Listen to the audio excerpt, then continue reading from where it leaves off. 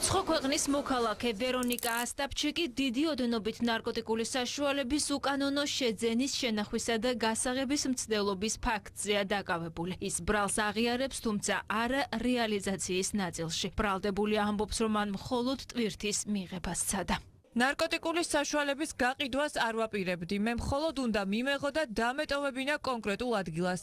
$1000 მხოლოდ ამისთვის გადამიხადეს. ეს იყო დიდი შეცდომა ჩემი მხრიდან და ვინ ანიებ ამას. ნაწილობრივ ეთანხმება ბრალს, არ ეთანხმება გარკვეულ ბრალის ფორმულირებას, გარკვეულ მუხლებს და სწორედ მისი ეს გულწრფელი აღიარება, რაც მან დააშავა, აი იქიდან გამომდინარე დაცვის მხარე ითხოვა გირაოს გამოყენება და ასევე დავასაბუთეთ, რომ ის ნამდვილად არ შეუშლიდა გამოძიებას ხელს და პირიქით ითანამშრომლებდა.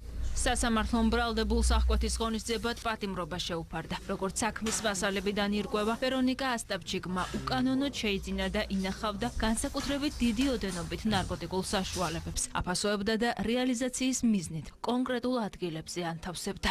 სასამართლო დაამოყოფილეს პატიმრობას ვინაიდან თქვენ ნარკოტიკების გასაზრდა მოცხელობის საკითხისგან აქედან შემოსავალს გეუბნებით და ეს დანაშაულების საქმეების გაგრძელების საფრთხეს ასაბუთებს. საქმეში აქცევდა როგორც ახალი დანაშაულის ჩადენის საფრთხე, ისე მტკიცებულების განადგურების საფრთხე, ასევე ბრალდებულის მხრიდან მიმავლის საფრთხე.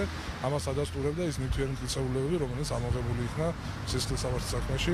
სამართალდამცველი ორგანოები ნარკოდანაშაულთან ბრძოლას აქტიურად განაგრძობენ. პოლიციამ თბილისში კიდევ 5 მოქალაქე დააკავა. მათ შორის 4 ნარკორეალიზატორია. ჩატარდა ფარული საგამოძიებო მოქმედებებიც, მათ შორის საკონტროლო შესყიდვები და ვიდეო აუდიო ჩაწერები. გატარებული ღონისძიებების შედეგად ამოღებულია უკანონოდ შენახული ნარკოტიკული საშუალება, ბუპრენორფინი, ჰეროინი, კოკაინი და ალფა-პვპ. 5 დაკავებულიდან ერთი ბრალს აღიარებს, დანარჩენი კი დუმილის უფლებას იყენებს. მომხმარებელია და ეს იყო დახმარება შეძენაში. რეალურად მან ესეთი ჩვენება მიცა გამოძიებას და ვფიქრობ, რომ ეს გამოძიების მიმდინარეობის დროს დადასტურდება აღნიშნული გარემოება, რადგან რეალიზაციაში ის კატეგორიულად თავს არ ეთანხმება, ანუ არ ცნობს დამნაშაულს. ბრალის დამტკიცების შემთხვევაში დანაშაულები 20 წლამდე ან უვადოდ თავისუფლების აღკვეთას ითვალისწინებს.